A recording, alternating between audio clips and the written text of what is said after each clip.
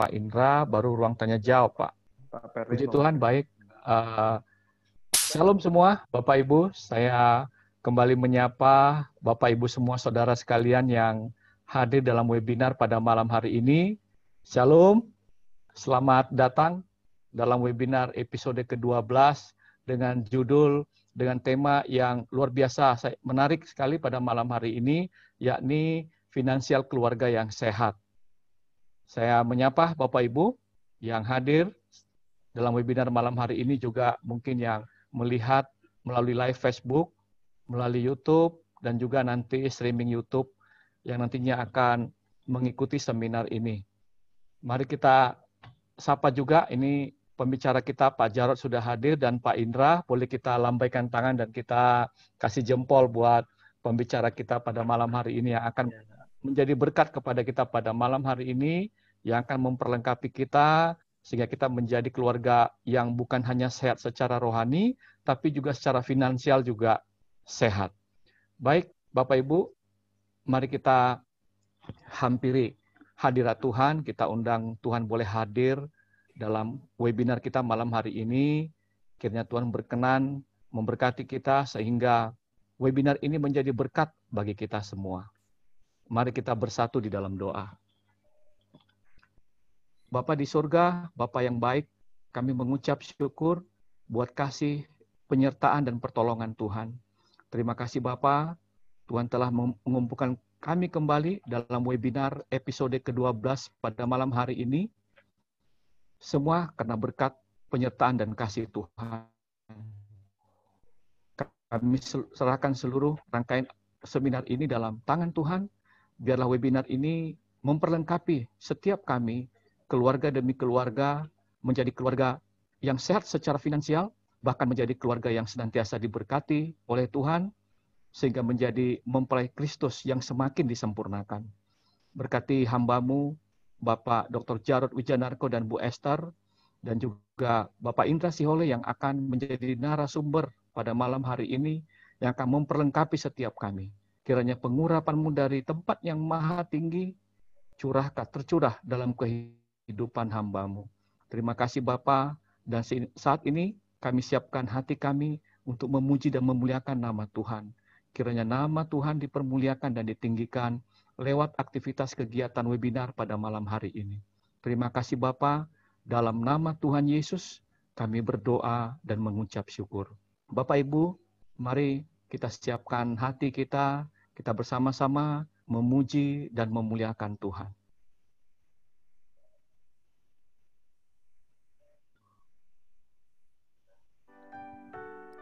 Puji nama Tuhan Bapak Ibu, kita dapat bertemu kembali. Sebelum kita memulai sesi ini, kita bersama-sama datang untuk memuji, menyembah Tuhan.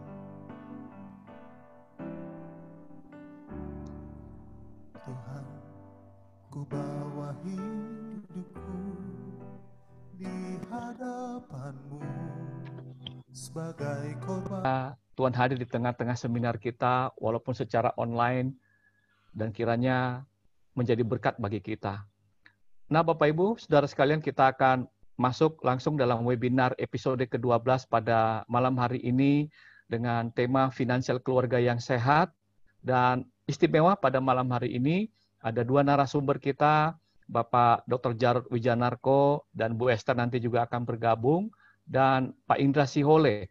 Nah, Pak Indra Sihole adalah seorang pembimbing pranikah bagian finansial. Beliau juga adalah seorang pakar di bidang perencanaan keuangan keluarga yang juga akan memperlengkapi kita nantinya setelah Pak Jarod memperlengkapi kita terlebih dahulu.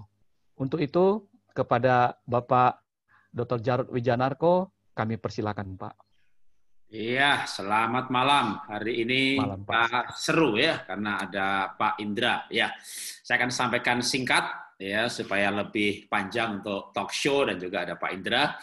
Kita ada dalam sesi yang sudah ke-12 ya, belajar mengenai Kidung Agung, serial mempelai ilahi, dan kita membedah Kidung Agung dengan pola pikirnya Paulus bahwa ini adalah ilustrasi hubungan kita dengan Tuhan. Jadi tetap saya akan masukkan 1-2 poin ya, nanti minimal 1 poin gitu mengenai hubungan kita dengan Tuhan. Ya, Paulus mengajarkan mengenai pernikahan dengan detail, dan setelah itu dia akhiri bahwa rahasia ini besar, tapi yang aku maksudkan adalah hubungan Kristus dan jemaat. Nah, di dalam pernikahan maka uang ini ya sumber kebahagiaan, sumber pembayaran.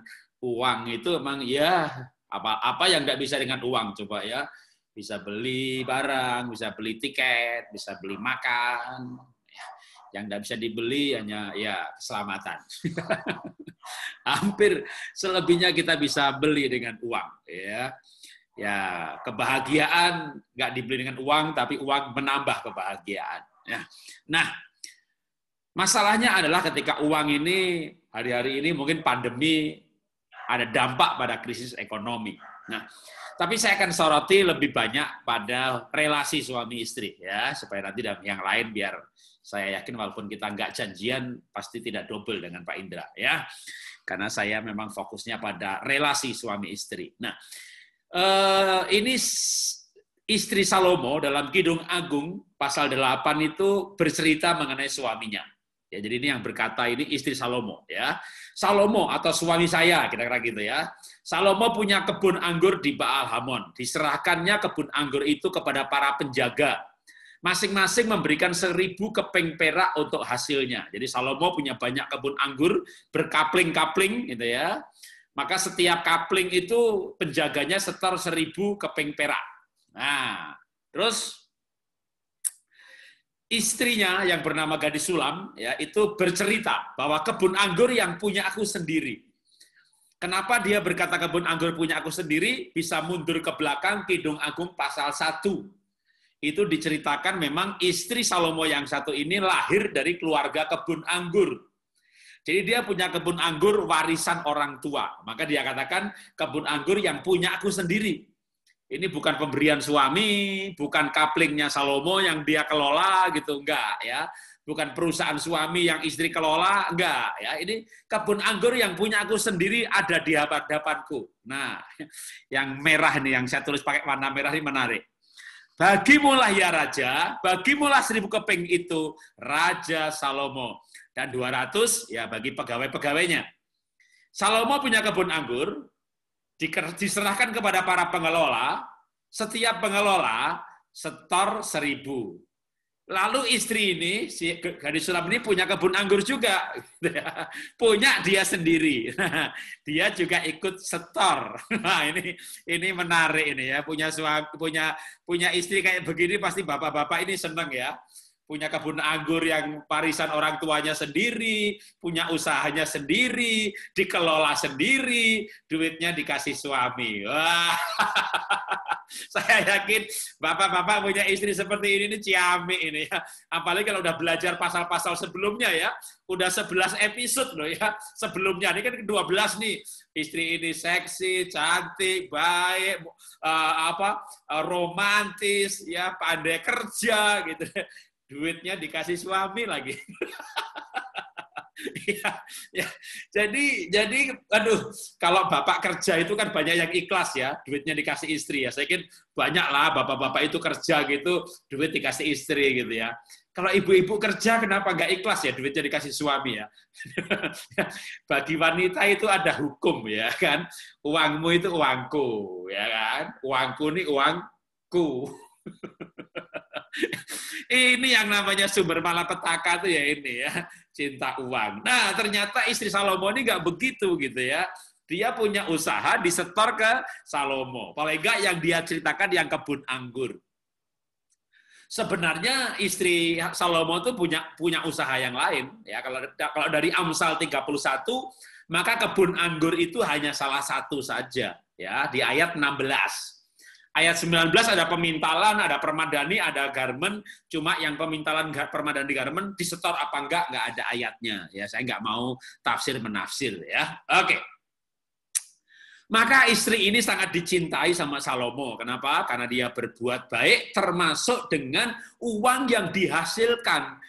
Jadi kalau wanita bekerja enggak masalah, tapi yang penting hatinya itu dipenuhi kebaikan sehingga menggunakan harta sebagai alat untuk mencintai. Maka wanita yang seperti ini pasti akan menuai kebahagiaan, bahkan kemuliaan. Ibu punya usaha, punya dagang, punya penghasilan, ya kan? Punya duit, wah buat berbakti kepada mertua, adik ipar, ditolong, gereja disumbang. Suami lagi kekurangan duit loh, suami itu kan kadang gayanya oke, ya kan. Bahkan mungkin perusahaannya juga oke loh, ya kan. Perusahaannya omsetnya besar, omset, ya. Cash flow kagak ada, stok sih banyak di gudang, tapi kadang laki-laki itu pegang uang emang kurang pinter gitu ya. Jadi apa yang dipegang dibayarkan ke supplier, nggak pakai jadwal, ya. Mungkin nggak pakai perencanaan, maka nanti Pak Indra biar ngejar perencanaan. Banyak laki-laki pengusaha itu tipenya mengalir, udahlah waktunya bayar pasti adalah, nggak usah pakai dihitung-hitung, nggak usah pakai direncana-rencana gitu ya. Nah istri ini yang merencana. Nah kalau punya suami model nggak perencana, masa duit disetor ke dia. Gimana ini gitu ya? Ya nanti ditanyakan aja waktu tanya jawab ya. Jadi saya pancing aja saudara di bagian presentasi ini. Nanti tanyakan ya. Kalau nggak ditanya ya nggak usah dijelasin ya. Oke. Mungkin ada pertanyaan yang lain lagi nanti ya. Yang pegang uang itu suami atau istri? Nah, nggak ada ayatnya. Jadi saya nggak bisa ngajar ya. Tapi ada ayat yang lain mengenai uang. Mengenai nasar sebenarnya. Bilangan pasal 30. Kalau seorang istri atau perempuan, ini maksudnya istri ya, bersumpah untuk merendahkan diri, berpuasa, dan ayat-ayat yang lainnya juga ayat sebelumnya di dalam bilangan 30 ini juga kalau mau bernasar memberi sesuatu ya, termasuk membayar, maka suaminya itu bisa membatalkan. Jadi tidak ada ayat siapa yang pegang uang, tapi ada ayat mengenai kesepakatan. Kalau istrinya mau bernasar, mau nyumbang, mau janji iman, maka suami itu boleh membatalkan, dan janji iman yang dibatalkan itu tidak dihukum Tuhan. Selama ini kalau kita belajar kan janji iman atau nasar lagi ya, itu kalau bilangan itu bukan janji loh, itu nasar, tingkatnya lebih tinggi dari janji. Nggak boleh batal, tapi khusus soal keuangan. Kalau nasar soal puasa, soal mempersembahkan apa gitu ya, tapi kalau keuangan, maka Tuhan ngasih pasal, bilangan 30. Istri bernasar, suami bisa batalin. Artinya apa? Esensinya. Pengeluarannya itu sepakat. Makanya sebenarnya siapa yang pegang nggak masalah ya. Ibu yang pegang duit nggak masalah. Nggak masalah. Yang penting pengeluarannya sepakat. Ya kan? Atau bapak yang pegang, ya nggak apa-apa juga. Pegang. Pegang. Hanya pegang ya. Begitu mau pengeluaran sepakat gitu. Jadi sebenarnya yang penting itu berarti esensinya pada kesepakatan pengeluaran. Kalau pemasukannya semuanya boleh masukin ya kan. Enggak, pokoknya kan kebun anggur setor kan begitu tadi kan ayatnya kan. Gadis Sulam punya kebun anggur setor gitu ya. Jadi bapaknya punya usaha, ibunya punya usaha setor gitu kan. Tapi kalau mau keluar, sepakat. Nah ini sebenarnya itu aman udah kalau sepakat gitu ya. Nanti tinggal ditanyakan aja gitu ya. Nah itu dia susahnya Pak, gimana caranya sepakat gitu ya. Nah saya bahas kilas aja. Kalau detailnya pasti Pak Indra lebih detail nanti ya. Jadi saya tidak membahas anggarannya, tapi yang saya bahas adalah sepakatlah dalam anggaran gitu loh ya. Ya jadi bikin anggaran itu apa sih? Nah ini saya anggarannya model pedagang, ya kan? Kan saya pengusaha. Kalau pengusaha itu yang saya hitung malah pengeluarannya dulu, ya. Wah semua pengeluaran dihitung, udah keluarga, anak, listrik, pelayanan, dihitung semuanya. Kalau sudah, baru dicarikan pemasukannya, ya kan? Kalau Anda bukan pedagang, full timer, pegawai, ya nomor 3 dulu, ya. Nomor 3 dulu, duitnya berapa? Ya baru dianggarin supaya cukup gitu, dan ayatnya adalah cukupkan dengan yang ada, berapapun dicukupkan cukup. Tapi kalau Anda pengusaha pedagang, pemasukannya boleh nomor 3 ya kan, pengeluarannya berapa, kebutuhannya berapa, tak cari begitu ya kan. Kalau kamu kira-kira mampu, kenapa enggak gitu, cari lebih banyak bisa nabung gitu ya. Jadi makanya saya taruh nomor 1, nomor 2 di pengeluaran. Ini namanya anggaran gaya pedagang, gaya pengusaha. Nah, sepakati juga mau makan bersama itu di restoran itu berapa kali, makan di rumah berapa kali. Kalau nggak bersepakat tuh kasihan. Kasihan siapa? Kasihan yang kayak saya. Saya ini kan orang desa, orang miskin, orang Jawa lagi, menikah sama istri saya orang Tionghoa yang biasa makan di restoran. Nah, begitu menikah, makan di restoran. Wah, istri saya senang banget, mukanya seger gitu ya. Saya diem aja. Lah kenapa diem? Saya lihat daftar menu tuh tak lihat itu harganya itu loh. Jadi sambil makan itu sambil merenungkan harganya tadi, bukan merenungkan firman Tuhan, saudara ya, merenungkan harganya ini tempe kenapa mahal banget gitu ya. Jadi sekarang saya punya tips, saya punya saran sekarang ya, tips makan enak. Wah, gimana tips makan enak? Kalau di restoran yang pesan menu istri supaya saya nggak lihat harga, ya kan? Pokoknya saya tinggal makan aja. Sudah selesai makan, saya bilang sama istri, bayar ya, gitu. Dia yang bayar, gitu ya. Walaupun pakai duit saya juga, tapi saya nggak lihat bondnya. Jadi saya juga nggak nanya harganya berapa, gitu saya nggak nanya. Pokoknya dia bayar, udah pulang gembira, gitu ya. Karena lihat harganya, stres aku nanti malah ya. Nah, supaya nggak stres gitu ya, maka disepakati ya. Termasuk misalnya seminggu, sebulan itu mau makan berapa sering di luar rumah. Karena apa? Karena latar belakang keluarga itu beda-beda. Ada yang tiap hari makan di luar gitu, ada keluarga begitu. Lah kenapa tiap hari makan di luar ya? Setiap pagi sampai sore dagang buka toko nggak sempat masak gitu kan. Tapi kalau pegawai negeri pulang sore, dah istrinya apalagi di rumah, ibu rumah tangga, ya masak setiap hari. Jadi itu perbedaan kebudayaan soal penggunaan keuangan yang perlu disepakati. Nah, supaya sepakat, nanti pasti Pak Indra akan ajarkan dah, biar Pak Indra ngajarin ya, soal plafon-plafon anggaran ya, apa-apa batasnya berapa gitu ya, bidang-bidang apa yang disepakati, yang atau di bawah sekian nggak usah sepakat, nggak usah bilang ya, bilangnya nanti gitu, sesudah aja gitu, atau tapi kalau segini, jangan, harus sebelum sudah sepakat ya, itu namanya batas otoritas. Misalnya istri mau beli cabai, ya nggak usah sepakat ya. Dikit-dikit WA suami, Pak, cabainya 1 on apa 2 on? Ini ada 2 nih. Yang 1 onnya ada yang 20.000, ada 30.000. Diamuk nanti ibu. Dikit-dikit nanya, itu sudah wewenangmu. Pokoknya anggaran dapur sebulan 5 juta. Udah, selama bisa di bawah itu nggak usah nanya. Gitu. Itu namanya pemberian batas wewenang. Ya.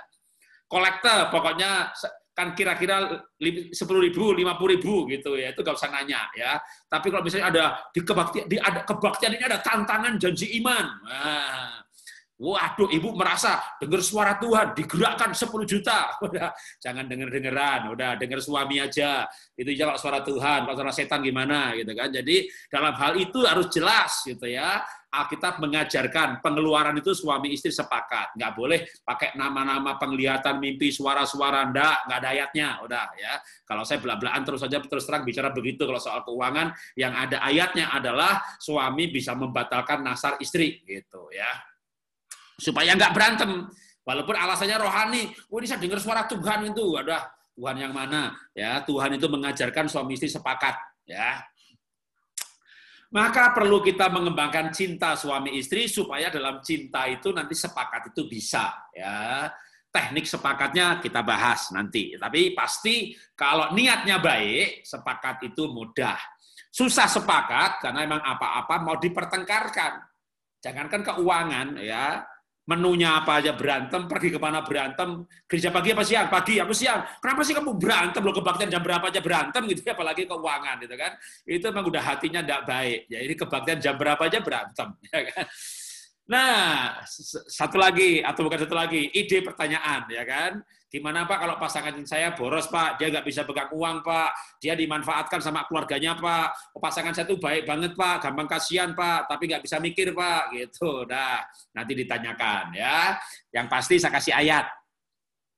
Jangan kikir ya, dan juga jangan boros. Sudah itu dua ekstrim dua-duanya ya. Tapi yang pasti belajarlah mencintai keluarga suami, mertua ya, supaya dengan demikian kita bisa nanti menggunakan uang itu dengan lebih baik. Orang yang bisa dipercaya mendapat banyak berkat. Maka saran saya untuk istri-istri, kalau suaminya bekerja dan ibunya di ibu rumah tangga pegang duit. Ya. Bapaknya kerja, ibunya pegang duit. Jadilah ibu yang bisa dipercaya, istri yang bisa dipercaya. Gimana supaya bisa dipercaya? Ya laporan. Suami tanya, Mah, kita tuh punya tabungan berapa sih? Gak usah nanya. Percaya deh sama aku. Percaya deh. Loh, percaya sih percaya, tapi kan suami yang kerja, ibu yang pegang, masa tanya saldo aja merasa nggak dipercayai itu ya. Ya namanya mau bapak ini kan mikir misalnya mau kerja lebih keras atau punya usaha sampingan, tanya saldo aja nggak pernah dijawab ya kan. Diminta setor terus ya, nanti ibu nggak dipercaya. Kalau ibu dipercaya, nanti pasti mendapat banyak berkat selain berkat dari suami tentunya. Tapi yang paling membuat suami itu percaya kepada istri, kalau istri itu jujur, ya mengatur uang dengan baik, dan juga istri itu mencintai keluarganya suami. Suami ngelihat ibu ini sayang suami, sayang mertua, ya sudahlah, aku percayakan sama kamu aja dah, ya semua kamu yang atur. Bang ternyata kalau kamu yang punya rencana ngasih uang mamahku, malah rencanamu lebih banyak. Nah, tapi kalau suami punya fakta, bukan perasaan lagi, gitu ya. Tiap kali ngasih uang ibunya, istrinya berantem, marah. Waduh, istriku ini pelit ini. Kalau begitu saya harus bijaksana dalam tanda petik ya. Saya harus punya dana strategis. 80% saja kasih istri, 20% disimpan untuk dana taktis. Ngasih ibu, ngasih adik, gitu ya. Istrinya makin nggak karu-karuan, belanja yang nggak perlu, tas yang mahal-mahal dibeli. Waduh, kalau begitu dana taktisnya lebih besar. Lama-lama ibu dijatah 10%. Kalau income-nya suami banyak banget, ya kan? Ibu 10% aja berlimpah, gitu ya. Tapi kalau ibu ini bisa dipercaya sama suami, jangan-jangan malah suami serahkan semuanya untuk ibu kelola. Jadi memang menikah itu kan saling menyesuaikan. Saya memang mengajarkan kesepakatan, memang saya mengajarkan kejujuran. Tetapi menikah itu kan proses. Kalau suaminya judi, kalau istrinya judi, mau dipercayakan semuanya, ya orang bahasa Ibraninya entek, saudara. Entek itu habis, saudara ya. Jadi menikah itu ya harus bijaksana, mengenal pasangan dan menyesuaikan diri. Oke, nah. Kita perlu punya konsep soal uang adalah titipan atau berkat Tuhan untuk dikelola dengan bijak. Jadi sebenarnya punya Tuhan itu 10% ya Pak Jarod ya? Enggak, 100% punya Tuhan. Persembahan mau 10, mau 20%, terserah ya. Tapi semuanya punya Tuhan. Konsep saya begitu. Untuk dikelola dengan bijak dalam kesepakatan suami istri. Ya. Nah, rahasia ini besar, tapi yang aku maksudkan hubungan Kristus dan jemaat. Demikian juga dengan Tuhan. Kita tuh harus jujur dengan Tuhan, terbuka dengan Tuhan, soal keuangan. Ya, soal keuangan kita harus jujur dengan Tuhan, supaya Tuhan juga percaya dengan kita. Apa itu jujur? Oke, saya tutup dengan cerita ini, nanti setelah itu tak serahkan ke moderator ya. Saya berdoa begini kepada Tuhan. Tuhan, saya mau laporan Tuhan, bulan ini saya punya pendapatan sekian, dari persembahan kasih sekian, dagang sekian. Saya sekarang punya tambah pekerjaan baru, saudara ya. Kalau saudara ikut Instagram saya, sudah beberapa kali saya ngepost lukisan. Kemarin lukisan saya laku, saudara ya. 10 juta, wah lumayan ya. Saya berdoa lapor sama Tuhan. Tuhan, ini pemasukan saya ini. Tuhan, pengeluar aja, tak kasih istri semua. Enggak semua, ada juga yang saya kantongi buat bensin gitu ya. Tapi kalau kantongan saya habis, saya minta sama istri gitu ya. Nah kalau dulu lain, dulu juga saya pegang uang ya. Jadi kalau saya punya usaha ada untung, sebagian kasih istri, sebagian saya kelola. Dikelola untuk usaha. Nah itu saya juga berdoa, lapor sama Tuhan. Tuhan, ini saya bangun sekolah di pedalaman, di Mentawai, untuk gereja sekian. Saya punya program anak asuh. Saya punya program bagi-bagi buku untuk pendeta-pendeta di desa. Saya laporan pengeluaran sama Tuhan. Jadi saya berdoa, laporan pengeluaran sama Tuhan. Ini saya itu dapat semacam penglihatan, semacam imajinasi. Ya, kalau saya bilang dengar suara Tuhan, nanti ditanya lagi. Ya. Jadi, ini seperti dialog memang ya, tapi ini namanya imajinasi gitu ya. Saya tuh membayangkan seolah-olah Tuhan itu bilang begini waktu saya berdoa laporan pengeluaran ya. Tuhan bilang, "Bagus." Ya.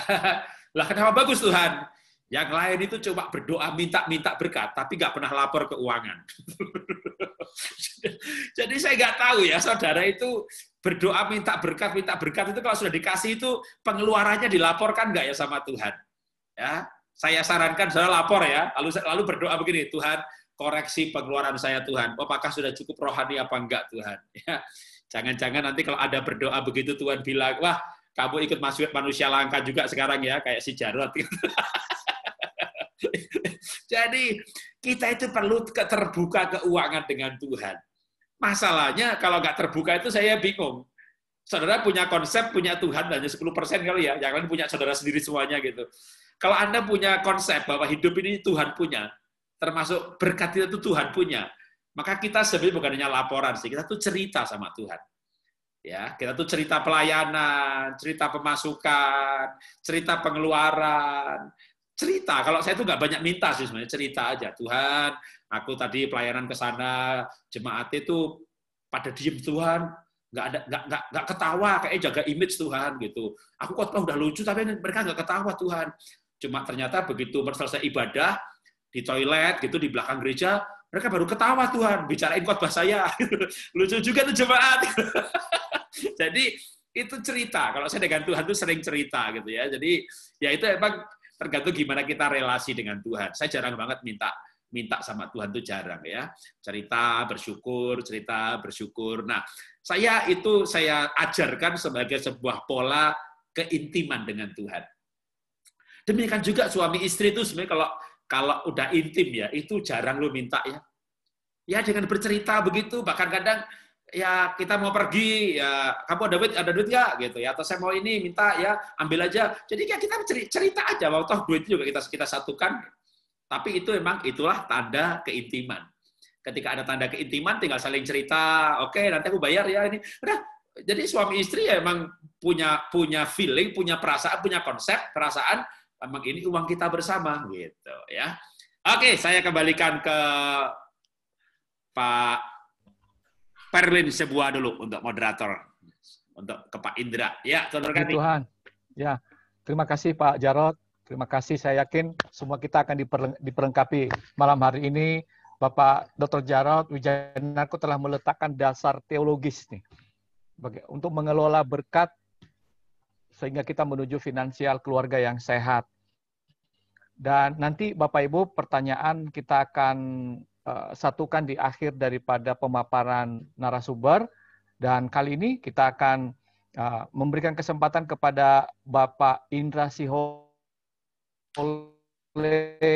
sarjana ekonomi, master teori pranikah bidang finansial dan juga perencana keuangan khususnya gereja bagi pasangan-pasangan yang akan menikah dan konsultasi mengenai pengelolaan keuangan. Nah, kepada Pak Indra kami persilakan. Silakan, ya, Pak. Terima kasih Pak Perlit. Terima kasih juga Pak Jarot buat paparannya yang luar biasa pada malam hari ini. Saya akan menambahkan materi kita malam ini tentang finansial keluarga yang sehat. Jadi kita langsung aja ke slide-nya. Jadi kalau tadi Pak Jarot itu banyak mengulas dari sisi alkitabiahnya, ini juga saya akan sedikit ulas, tapi akan kita kombinasikan dengan apa aturan-aturan yang kita dapati mungkin di dunia yang lebih sehari-hari kita diperhadapkan dengan situasi seperti itu. Jadi landasan firman kita untuk finansial keluarga yang sehat ini adalah diambil dari 2 Korintus 9 ayat 10. Dia yang menyediakan benih bagi penabur dan roti untuk dimakan, ia juga yang akan menyediakan benih bagi kamu dan melipat gandakannya dan menumbuhkan buah-buah kebenaranmu. Jadi dari ayat firman Tuhan ini, 2 Korintus 9 ayat 10 ini, ada beberapa aturan-aturan yang bisa kita pelajari dari untuk mewujudkan finansial keluarga yang sehat. Jadi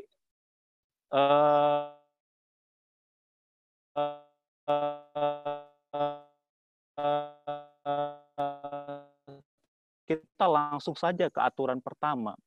Untuk menuju finansial pengeluaran, di mana tadi Pak Jarot mengemukakan kalau membuat anggaran itu Karena dari konsep pedagang, targetnya itu adalah pengeluaran dulu. Tapi dari konsep sehari-hari, kita kebanyakan pekerja, kebanyakan karyawan, mungkin pelayan hamba Tuhan juga, yang semuanya itu mungkin memiliki penghasilan tetap ataupun fluktuatif. Maka dalam penyusunan anggarannya itu kita harus berpatokan dulu kepada penerimaan kita atau pendapatan kita. Jadi di slide ini misalnya kita dikatakan memiliki penghasilan itu 6 juta, maka kita harus potongkan dulu perpuluhan kita. Kemudian persembahan khusus kita sudah kita sisihkan. Jadi kita sisihkan di depan.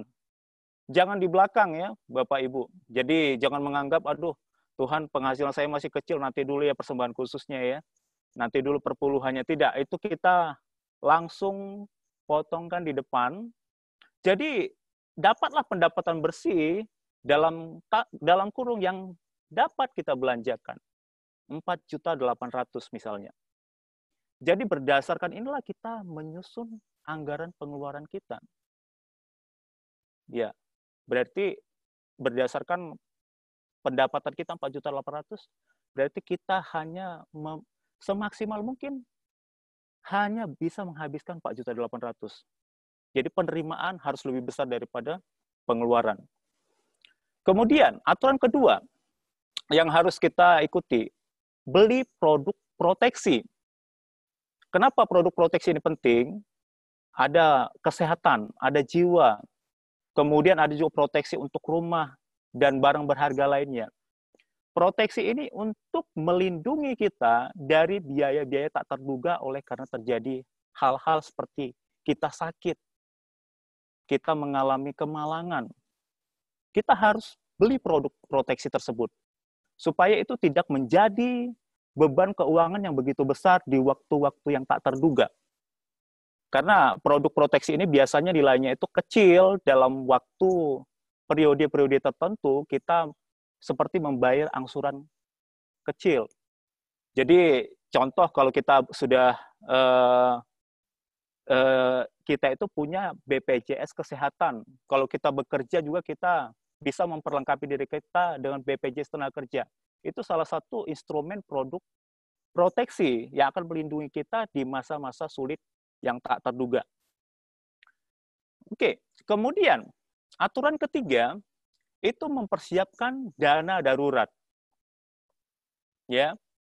Apa itu dana darurat? Dana darurat itu adalah dana yang sewaktu-waktu kita perlukan bila masa sulit tiba.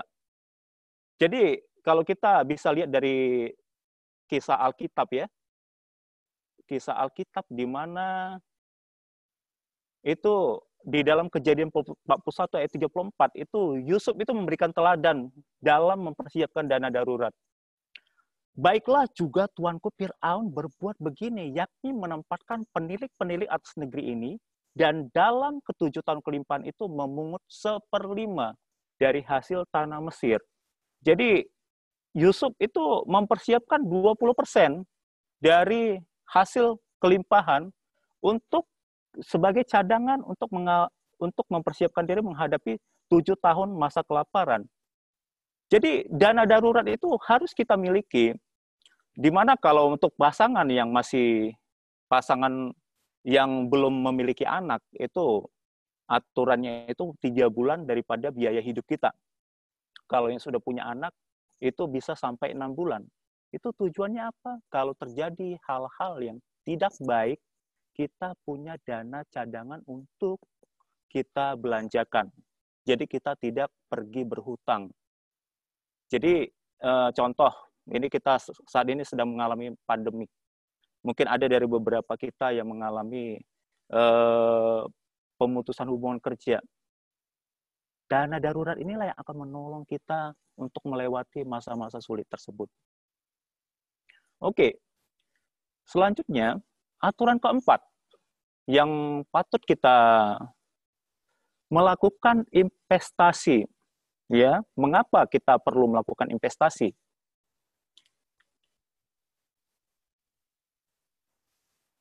penting untuk melakukan investasi itu yang pertama itu persiapan untuk dana pendidikan anak, persiapan untuk pembelian aset yang bernilai mahal, mungkin rumah, mungkin kita memerlukan transportasi yang lebih baik, mobil. Dan kemudian juga persiapan untuk menghadapi masa pensiun. Kita tidak mau nanti di masa tua kita menjadi beban bagi anak-anak kita, bagi cucu kita. Dimana kalau sekarang itu, kalau kita kelahiran tahun 80 sampai 90, itu ada istilah yang tren saat ini. Dimana ada yang namanya generasi sandwich. Apa itu sandwich? Dia itu ditekan dari atas, ditekan dari bawah. Apa itu? Dia harus menanggung orang tuanya. Dan dia di samping harus menanggung orang tuanya, dia juga harus membiayai anak-anaknya. Jadi ada beban yang cukup berat. Kalau kita tidak mempersiapkan dana pensiun, maka kita akan menjadi beban bagi anak-anak kita kelak. Oke, investasi sebaiknya itu dilakukan di awal, bukan menunggu sampai ada sisa dana. Ya, jadi banyak orang berpikir, aduh nanti kalau ada dana sisa deh. Tapi saran yang baik dari para penasihat keuangan, pakar keuangan, investasi itu harus dilakukan di awal. Jadi ilustrasi seperti ini. Kalau tadi di ilustrasi pertama sampai nomor poin 4, persembahan khusus, maka di poin nomor 5 langsung dipotong investasi sebesar 600.000.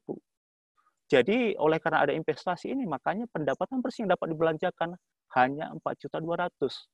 Inilah jadi patokan, jadi pedoman bagi kita untuk membuat anggaran pengeluaran kita. Oke, kita langsung lanjut lagi ke aturan kelima. Tetap berbagi. Ya, dalam setiap berkat yang kita terima, kita harus ingat ada yang menjadi bagian orang lain. Di dalam Kisah 20 ayat 35 dikatakan seperti ini. Dalam segala sesuatu telah kuberikan contoh kepada kamu, bahwa dengan bekerja demikian, kita harus membantu orang-orang yang lemah. Dan harus mengingat perkataan Tuhan Yesus. Sebab dia sendiri telah mengatakan adalah lebih berbahagia memberi daripada menerima. Artinya apa? Kita nggak bisa langsung menganggap setiap berkat yang kita terima itu semuanya kepunyaan kita.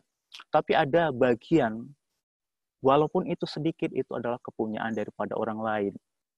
Ya, di Alkitab juga diceritakan di dalam Rut pasal 2, bagaimana itu Boas juga mempersilahkan Rut untuk memungut jelai yang jatuh dari pengerja-pengerjanya yang menyabit jelai. Itu jelai-jelai yang jatuh itu adalah jatah orang miskin. Jadi nggak bisa lagi dikutip oleh para pengerja-pengerjanya. Oke, kita lanjut ke aturan ke-6. Ini tadi udah disinggung dengan cukup baik oleh Pak Jarod. Sepakat dalam pengelolaan dan penggunaan uang. Ya, sepakat ini penting dalam segala hal, tidak ada sesuatu yang disembunyikan. Jadi semuanya transparan. Tidak ada yang ditutup-tutupi. Contoh, kalau istri ingin mengatakan membantu orang tua, bicarakan itu dengan suami. Jadi tidak ada istilah mengeluarkan pengeluaran di bawah tangan tanpa sepengetahuan suami. Begitu juga dengan suami. Kalau dia melakukan aktivitas di luar, apapun itu, harus semuanya diberitahukan kepada istri, tidak ada pengeluaran yang tersembunyi. Tujuannya apa? Ini untuk menghindari kesalahpahaman. Ya. Jadi ada kecurigaan-kecurigaan yang kadang itu menjadi konflik di dalam kehidupan suami dan istri ketika misalnya uang belum akhir bulan sudah habis. Ketika ini tidak transparan diberitahu kepada suami, suami akan menaruh kecurigaan kepada istri. Uang kamu kemanakan? Uang kamu apain? Kok belum akhir bulan sudah habis? Tapi kalau ini semua diberitahukan, apalagi segala transaksi keuangan ini dicatat, ya sebaiknya dicatat ya. Ya. Jadi kalau dengan catatan ini ada memori, ada histori yang jelas kemana aliran uang ini keluar. Jadi lazimnya pencatatan transaksi kas ini disebut dengan laporan penerimaan dan pengeluaran kas atau cash flow. Jadi kita perlu melakukan ini. Kenapa? Dengan melakukan ini kita akan bisa menilai, mereview apakah kita sudah cakap dalam mengeluarkan uang kita. Oke, aturan ke-7. Miliki dan tetapkan rasa cukup Anda dan pasangan Anda. Kenapa kita perlu memiliki dan menetapkan rasa cukup? Rasa cukup terhadap keuangan yang kita miliki saat ini menghindari kita dari ambisi, menimbun kekayaan yang dapat berakibat rusaknya kesehatan, hubungan, ataupun dampak negatif lainnya. Jadi, ada banyak orang tidak pernah berkata cukup. Ya, contoh begini, sebenarnya kebutuhan dasar kita itu hanya 3 item, sandang, papan, dan pangan. Kalau ini sudah terpenuhi, kita bisa hidup. Tapi kemudian orang mulai dengan alasan ingin menambah kemewahan hidup. Contoh, saya ingin punya mobil mewah, dan kemudian dia memutuskan untuk bekerja lebih keras dengan mengorbankan waktu bersama keluarganya. Artinya apa? Ini tidak ada rasa cukup membuat dia terus bergerak untuk menimbun kekayaan. Jadi di dalam 1 Timotius 6:6 dikatakan, kalau ibadah itu, kalau disertai rasa cukup, itu akan memberi keuntungan yang besar. Yang ke-8, aturan yang ke-8, jangan pernah berhutang. Ya, mengapa? Apa yang Alkitab katakan tentang hutang? Hutang itu diperhitungkan sebagai perbudakan. Ya, ketika kita berhutang, kita akan mendapat tekanan dari pihak luar. Yang kedua, hutang dianggap sebagai kutuk. Ya, jadi itu hal yang harus kita hindari. Oke, itulah 8 aturan yang harus kita taati untuk mewujudkan finansial keluarga yang sehat. Terima kasih, saya kembalikan kepada Pak Perlin Cebua sebagai moderator. Terima kasih Pak Indra, terima kasih. Saya yakin semua kita diperlengkapi dan pasti ada pertanyaan-pertanyaan yang akan kita ajukan kepada kedua narasumber kita pada malam hari ini, Pak Jarod dan Pak Indra. Nah, kepada Bapak Ibu, saudara sekalian, boleh silakan bertanya secara langsung interaktif job ini, boleh diaktifkan kembali videonya, raise hand kalau ingin bertanya, dan juga Bapak Ibu bisa mengajukan pertanyaan melalui chat room yang ada kepada moderator, tidak kepada narasumber langsung, sehingga bisa konsentrasi di dalam menjawab, atau juga WhatsApp ke admin. Nah, Bapak Ibu, mari kita memanfaatkan waktu ini untuk bertanya kepada Pak Jarod dan juga kepada Pak Indra perihal finansial keuangan yang sehat. Kita sudah diperlengkapi pada malam hari ini. Silakan kami berikan kesempatan kepada Bapak Ibu secara interaktif. Nah, Pak Franky. Nah, ini Pak Franky silakan di unmute. Kemudian pertanyaan ditujukan kepada siapa nanti atau dua-duanya bisa menjawab juga ini kepada secara teologis dan secara teknisnya. Silakan Pak Franky. Shalom Pak Jarod, Pak Indra. Halo. Halo. Akan kepada kedua-duanya ya. Mungkin Pak Jarod secara teologisnya dan Pak Indra secara finansialnya. Banyak orang menganggap enteng masalah keuangan keluarga. Jadi masalah yang dihadapi keluarga itu bukan terletak dari penghasilan suami atau istri yang kurang, Pak. Nah, yang seringkali kita lihat ya, kebiasaan yang keliru dalam mengelola keuangan. Nah, ini seringkali kita perhatikan di dalam suatu keluarga.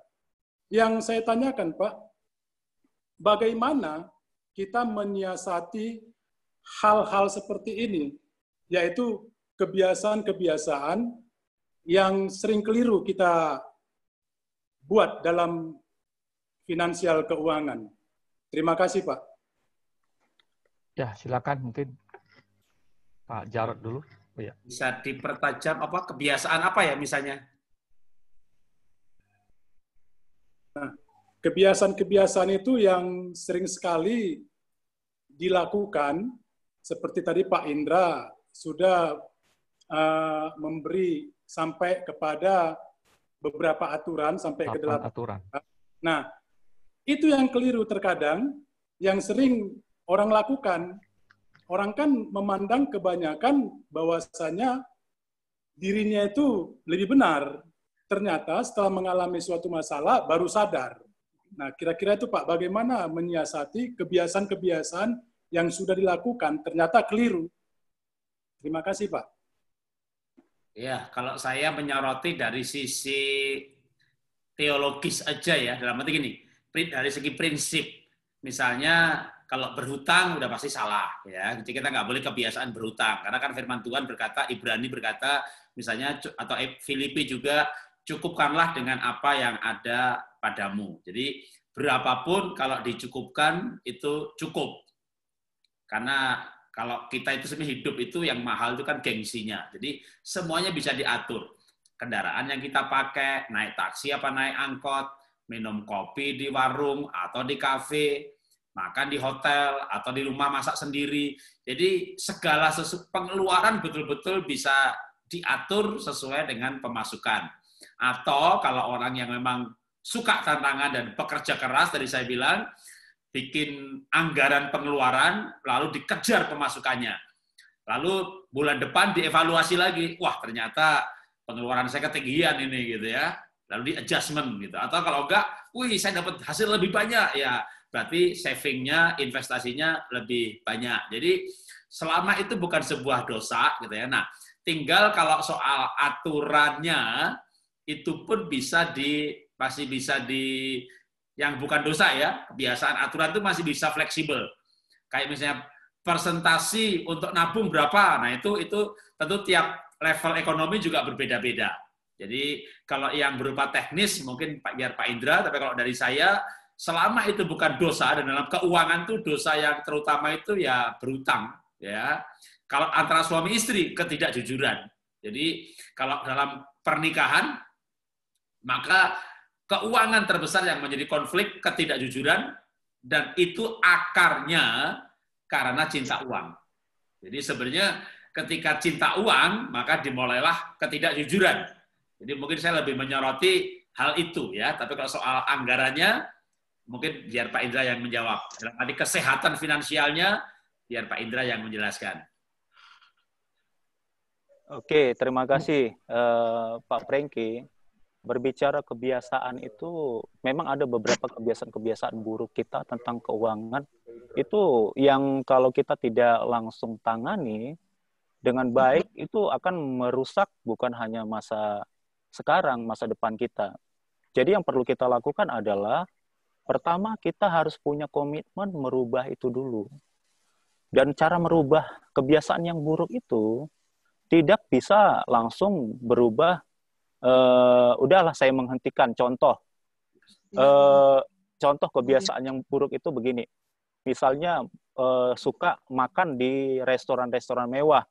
Ya, itu salah satu kebiasaan yang buruk yang walaupun kita mampu secara finansial itu kan sebenarnya tidak baik juga. Coba bisa dibayangkan kalau setiap hari kita makan di restoran mewah, berarti ada alokasi uang yang begitu besar yang kita habiskan untuk ke situ. Padahal itu mungkin bisa kita gunakan untuk hal yang lain. Apakah ini bisa langsung dirubah secara total? Tidak. Kita harus cari kebiasaan baru kita untuk menggantikan kebiasaan yang lama.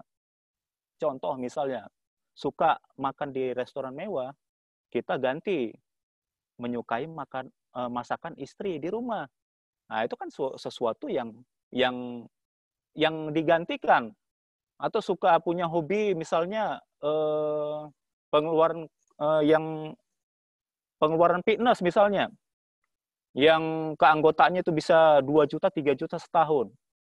Nah, itu kan sebenarnya kalau kita selidiki dengan keanggotaan 3 juta setahun, kita hanya gunakan selama mungkin 12 sampai 20 kali. Itu kan sebenarnya pemborosan juga. Nah, kita gantilah kebiasaan ini dengan misalnya olahraga, bersepeda, atau olahraga jogging sore. Jadi kebiasaan buruk ini nggak bisa hilang begitu saja. Kita harus ganti dengan yang baik, yang lain. Contoh kebiasaan ngemil lagi, ngemil makanan-makanan junk food. Nah, kita ganti cemilannya dengan cemilan sehat, misalnya pisang rebus. Nah, itu kan harganya lebih ekonomis dan lebih sehat.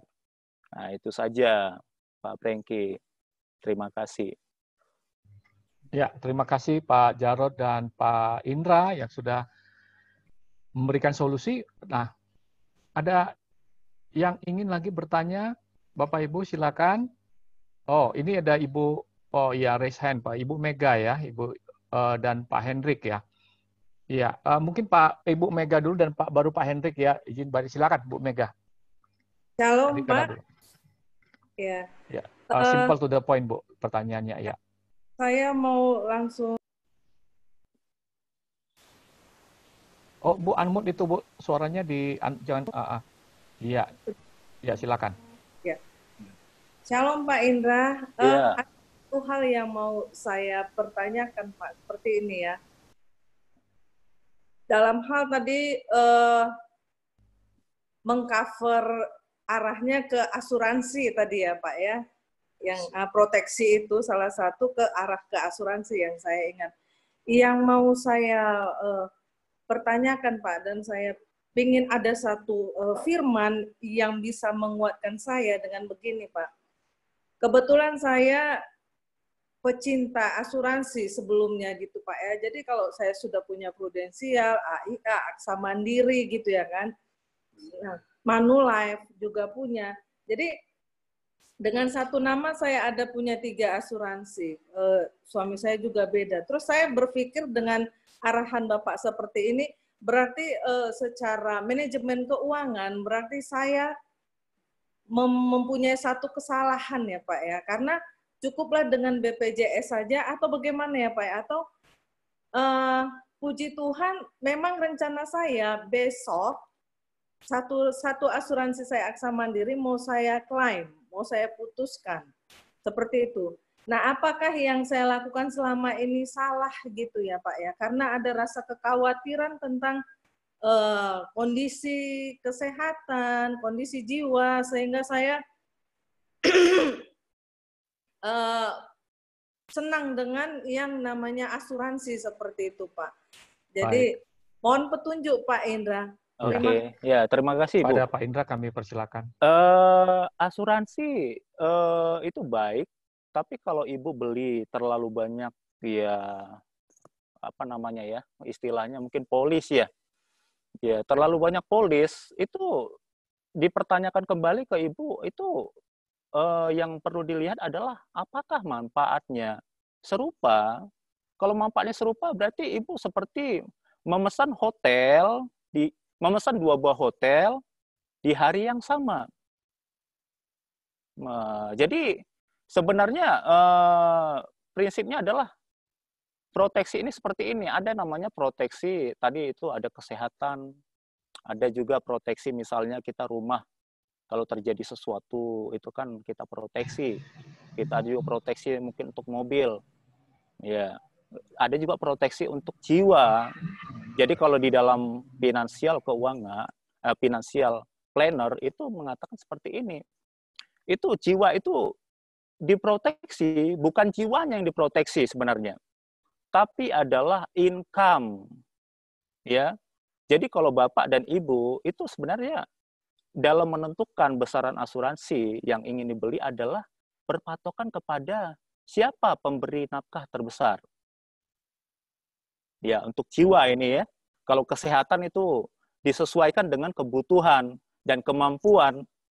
Ya, tapi kalau untuk jiwa itu siapa pemberi nafkah terbesar. Jadi misalnya si Bapak ini sumber nafkah. Berarti yang diproteksi itu adalah income-nya. Berarti harus dibelilah asuransi senilai pertanggungan jikalau si bapak tidak ada, misal keluarga ini tetap terpelihara dengan baik. Walaupun Tuhan akan memelihara kita, tapi kalau ada fasilitas yang menyediakan itu, kenapa kita tidak ambil? Itu dia. Jadi sebenarnya asuransi tidak salah, tapi banyak orang yang salah dalam pembelian dan salah dalam pemilihan. Nah, itu saja, Bu. Terima kasih. Baik, terima kasih Pak Indra sudah memberikan pencerahan pentingnya asuransi untuk melindungi penghasilan daripada kepala rumah tangga if something happen ya. Wah, baik. Ada tadi Pak Hendrik Sembiring ingin bertanya, kami persilakan kepada Pak Hendrik Sembiring. Kami persilakan Pak Hendrik untuk unmute dulu. Ya, silakan. Suaranya kurang jelas, Pak. Suaranya belum terdengar, Pak. Oh, belum terdengar, Pak. Coba Pak, tadi dikatakan di dalam penjelasan tadi mengenai pinjam meminjam dan berhutang, apakah diperbolehkan? Ternyata di Roma 13 ayat 8 tadi dituliskan jangan berhutang. Bagaimana dengan yang menyicil ya, Pak? Contohnya membeli rumah atau membeli aset yang lain. Apakah ini juga bertentangan? Ya, mungkin ini dijawab dulu sebelum nanti Pak Hendrik ya. Silakan, Pak. Oke, ya. Alkitab juga berkata, cukupkanlah dengan apa yang ada padamu. Nah, tapi begini, yang ada pada kita itu termasuk kemampuan membayar. Jadi misalnya kita kredit mobil gitu ya, lalu kita punya gaji 10 juta, dan kita sudah kerja selama sekian tahun, itu semuanya akan dipertimbangkan oleh pihak bank pemberi kredit. Jadi misalnya kita punya gaji 10 juta, lalu kita cicilannya tuh sebulan 5 juta, pasti ditolak. Biasanya tuh harus 1/4 apa 1/3 gaji jumlah cicilan itu. Maka biasanya kalau ditolak ya suruh memperbesar uang mukanya. Nah, membeli mobil dengan mengkredit itu sebenarnya tidak termasuk berhutang yang dimaksud jangan berhutang. Karena kita membeli dengan kemampuan yang ada pada kita, yaitu kemampuan membayar atau kemampuan mencicil. Tapi kalau kita punya income 5 juta, lalu kita punya pengeluaran tiap bulan 6 juta, sehingga setiap bulan kita berhutang 1 juta, nah itulah yang sebenarnya kita tuh hidup dengan berhutang. Tutup lubang kali lubang, karena income-nya 5 juta, pengeluarannya 6 juta. Berarti pengeluarannya, waktu bikin anggaran tadi, turunkan ke 4 juta. Malah masih bisa nabung, bisa berbuat baik, bisa bayar persembahan. Jadi, tidak boleh berhutang itu kalau kita hidup di luar kemampuan kita. Ya, jadi kalau berhutang misalnya yang berhutang yang lain, misalnya punya kredit card boleh Pak? Enggak. Ya, kredit card itu bukan alat utang. Kalau alat utang itu dosa, ya, tapi alat bayar. Jadi sekarang kita ke toko pakai kredit card, akhir bulan datang tagihan, saudara harus bisa bayar full sejumlah tagihan penuh. Kalau Anda nggak bisa bayar penuh, berarti Anda hidup dari utang. Ya, nah, kenapa? Karena itu bunganya tinggi sekali. Nanti bunganya kredit card itu akan dihitung sekitar 3-4% apa 2,5% sebulan loh. Loh kita nabung itu kan bukan cuma 5% setahun. Kalau kita kredit card ya, bahkan kredit card itu hebat kalau kita tuh bayarnya bisa full terus gitu ya. Begitu kita bayarnya nunggak, udah bunga berbunga, wah itu menjadi jerat gitu. Jadi kredit card harusnya menjadi kartu alat bayar yang akan dibayar akhir bulan. Nah, itu kan lumayan, malah cash flow-nya bisa ditunda dengan jumlah yang tidak bertambah. Nah, itu juga boleh ya, menggunakan kartu kredit, tapi tidak hidup dari utang. Nah, mungkin itu yang saya bisa jelaskan mengenai utang. Utang produktif, misalnya kita punya perusahaan, sudah pasti visible, omset kita bagus, untung kita bagus, dapat order tambah. Nah, kekurangan modal, kita punya rumah, punya tanah, sawah diagunkan. Nah, ada agunan, itu berarti juga dengan ada pada kita.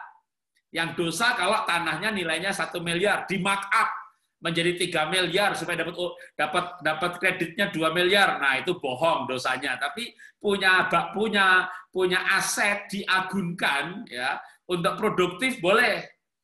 Kalau saya tidak menyarankan masa pandemi, masa di mana investasi risikonya sedang besar-besarnya, Anda utang untuk sesuatu yang belum pasti. Pak, saya nggak punya usaha, Pak. Saya mau buka usaha baru, lalu utang. Waduh, pengalamannya nggak ada, ininya nggak ada. Oh, jangan, ya kan? Mulai dengan yang ada dulu aja, kecil-kecilan dulu. Nanti kalau sudah jalan, mau dibesarkan, butuh tambahan modal. Nah, itu utangnya betul-betul terukur gitu ya. Tapi kalau utangnya gambling, waduh, ya, walaupun perusahaan, ya jangan, ya karena risikonya terlalu besar. Oke, makasih.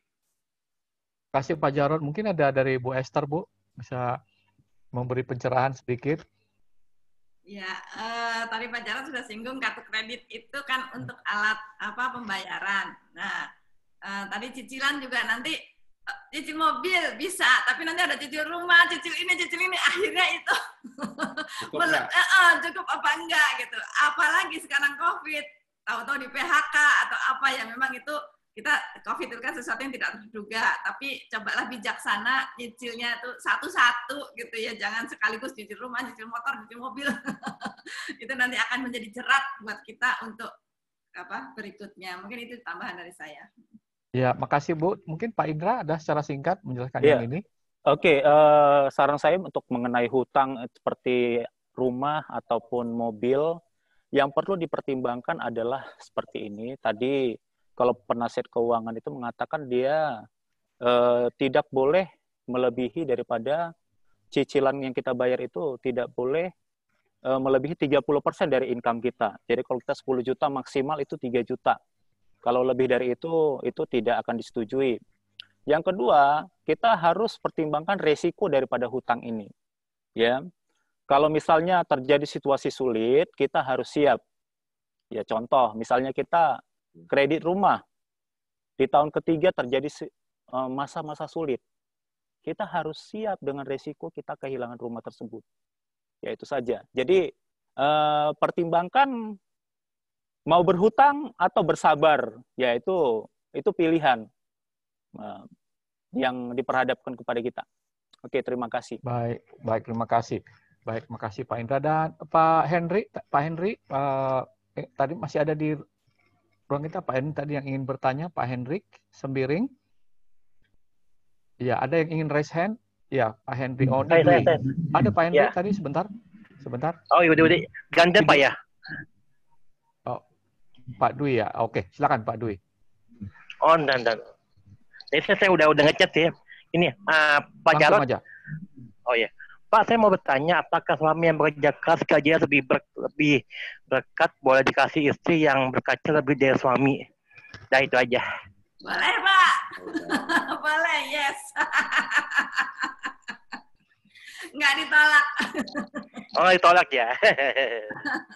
Ya, suami istri itu siapapun yang menghasilkan, uangnya itu disatukan secara prinsip. Jadi sebenarnya kalau saya sekarang ini dalam pernikahan yang sudah 30 tahun ini, ya dulu waktu di awal pertama kayak 5, 6, 7 tahun pertama gitu masih ada ya kayak ada uangmu tuh kalau mau jujur inget-inget masih ada. Tapi sekarang ini sebenarnya sudah nggak ada lagi istilahnya suami ngasih istri, istri ngasih suami gitu ya. Kenapa?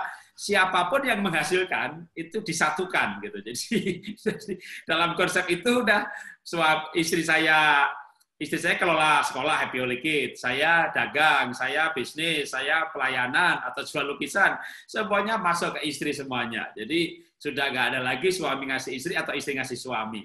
Atau saya begitu ada tagihan pajak, ada tagihan apa lagi, saya tinggal WA istri, ini tagihan, dia yang bayar. Jadi, nah dalam konsep seperti itu nggak ada lagi suami kasih istri, istri kasih suami. Tapi misalnya ya, ada kan keluarga tuh nggak langsung seperti ini, karena kami pun juga menjadi seperti ini itu butuh proses.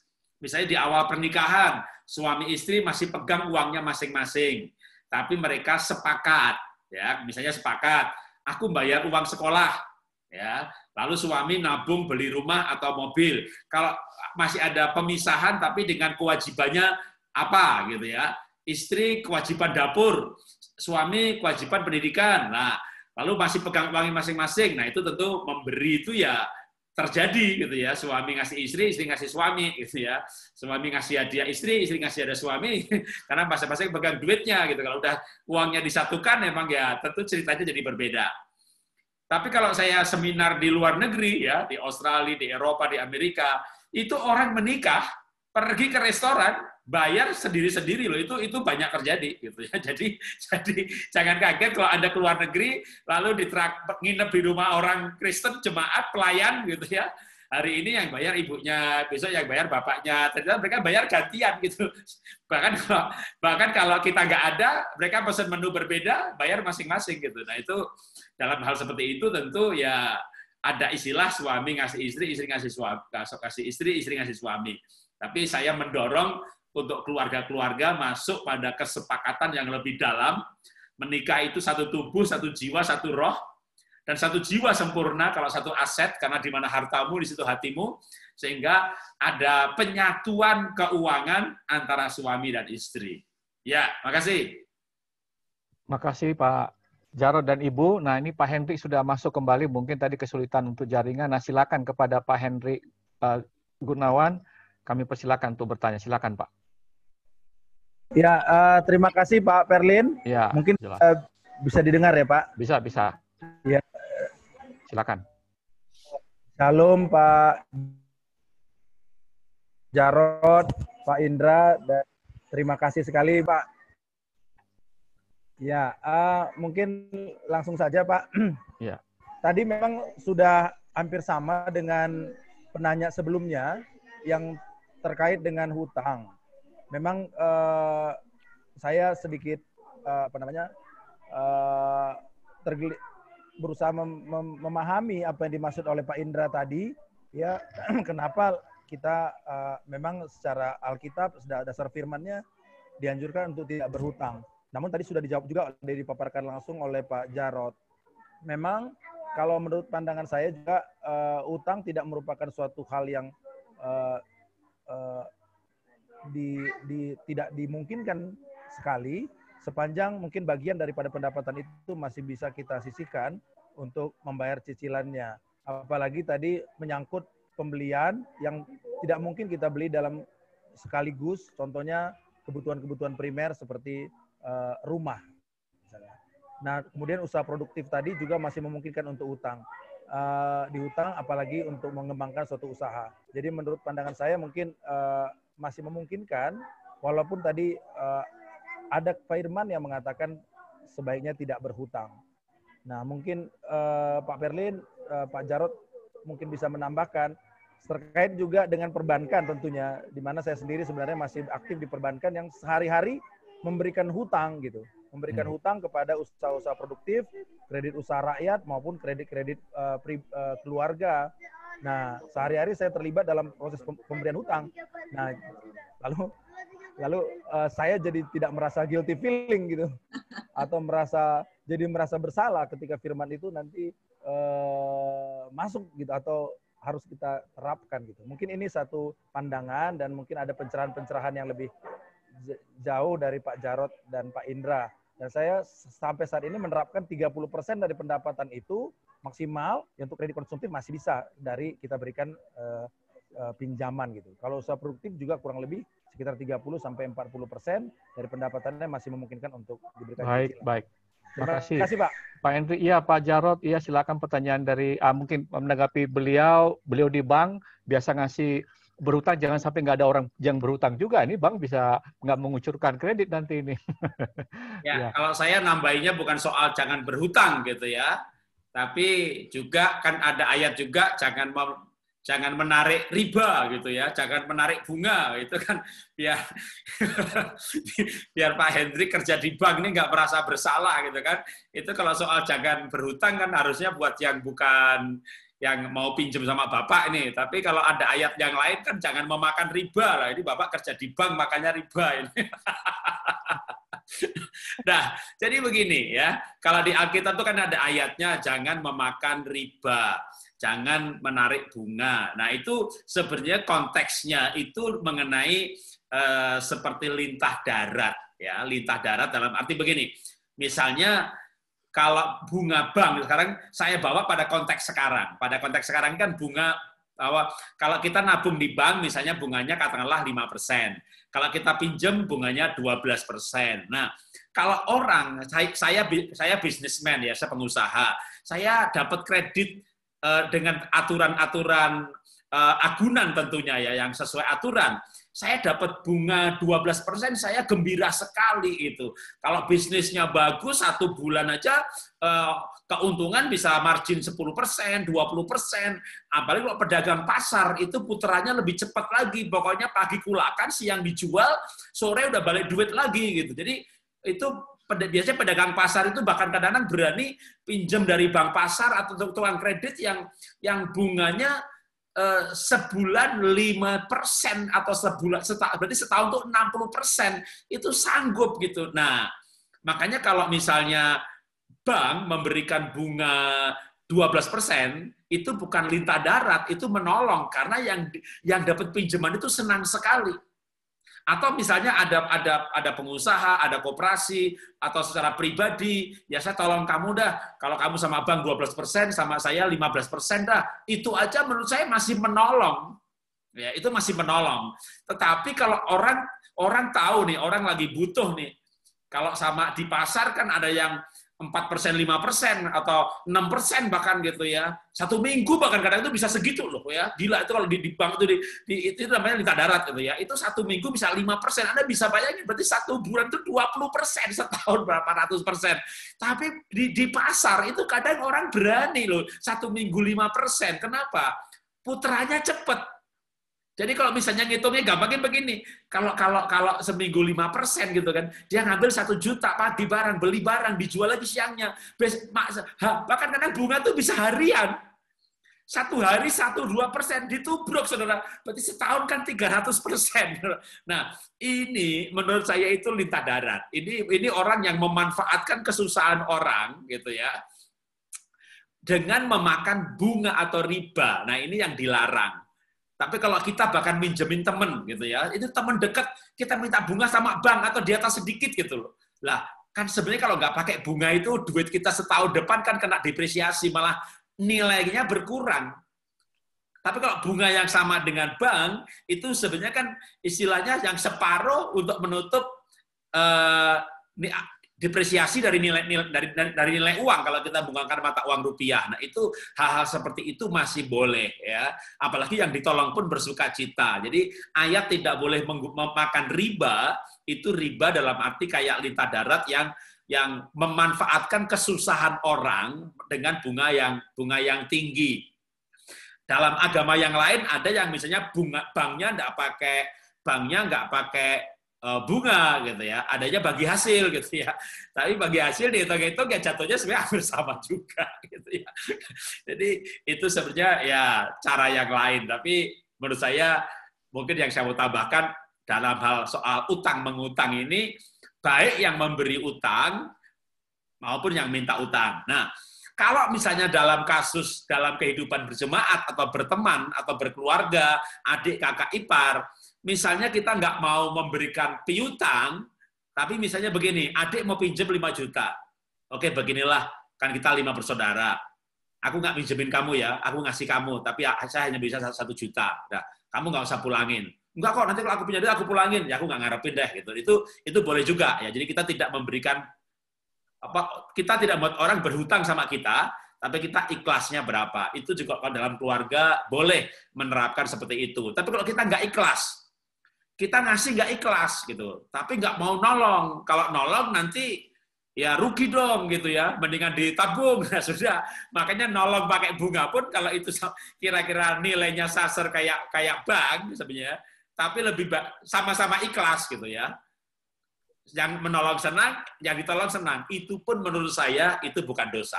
Ya, daripada nolong kagak gitu ya, duitnya banyak ditabung, kenapa nggak mau nolong? Ya kan rugi saya nggak kena bunga, lihat.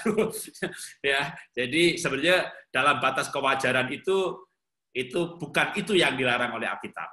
Ya, Tuhan berkati.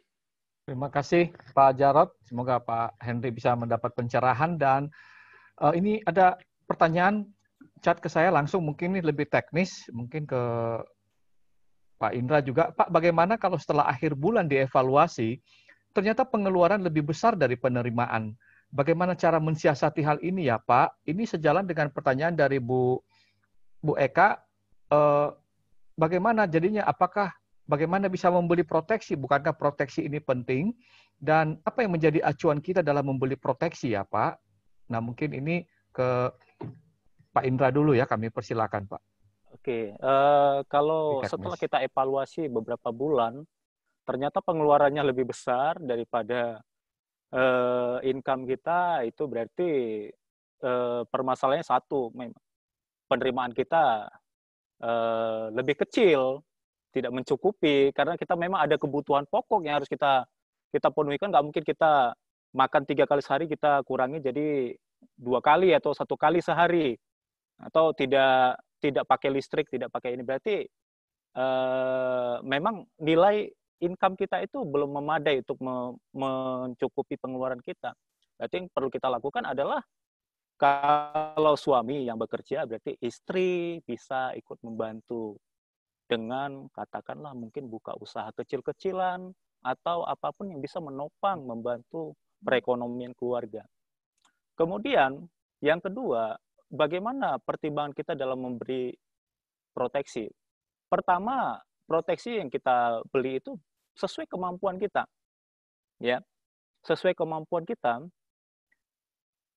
Jadi kalau kita hanya bisa mampu membeli proteksi, katakanlah senilai 150.000, 200.000, ya itulah kita beli proteksi yang seperti itu. Atau misalnya BPJS, kita hanya mampu kelas 2, belilah kelas 2. Ya, jadi sesuai dengan kemampuan kita. Setelah level penghasilan kita meningkat, kita tidak lagi membeli proteksi sesuai kemampuan, tapi sesuai dengan kebutuhan. Ya, tadi saya sudah jelaskan ke Pak Franky ya, bahwasanya kita beli itu, kita lihat dulu yang perlu kita proteksi itu sebenarnya bukan kalau dalam hal proteksi jiwa, bukan jiwanya yang kita proteksi, ya, karena jiwa kita sebenarnya sudah selamat di tangan Kristus kan begitu. Tapi yang kita proteksi adalah income atau kehidupan daripada orang-orang yang kita tinggalkan, atau orang-orang yang ditinggalkan oleh sumber income itu. Jadi dengan ketiadaan orang yang memberikan nafkah, itu kehidupan keluarganya tetap terpelihara oleh karena ada membeli proteksi tersebut. Ya, itu jawaban dari saya. Terima kasih. Ya, terima kasih. Mungkin ada tambahan dari Bu Esther, pengalaman bagaimana mensiasati, evaluasi, pengeluaran malah lebih besar dari pendapatan nih, sehingga nggak bisa investasi, nggak bisa proteksi. Ini Bu, mungkin ada saran Bu, silakan. Ya, sarannya ada 2. Yang pertama, mengurangi cost ya, biaya rumah tangga. Misalnya biasanya tiap pagi mesti minum kopi pakai gula. Udah sekarang kopinya nggak pakai gula misalnya, itu paling nggak gulanya berkurang. Atau sama sekali nggak minum kopi. Minum air putih lebih sehat. Itu kalikan sebulan udah lumayan ya. Ada beberapa yang bisa kita kurangin ya. Apalagi gaya anak muda sekarang, kalau nggak minum kopi nggak bisa kerja gitu, walaupun kerja di rumah. Coba itu dikurangin. Lalu Gojek gitu ya, beli-beli pakai GoFood gitu ya. Itu aja udah ongkosnya udah berapa. Coba kurangin, masak sendiri di rumah. Lalu naikkan income. Nah, gimana naikkan income?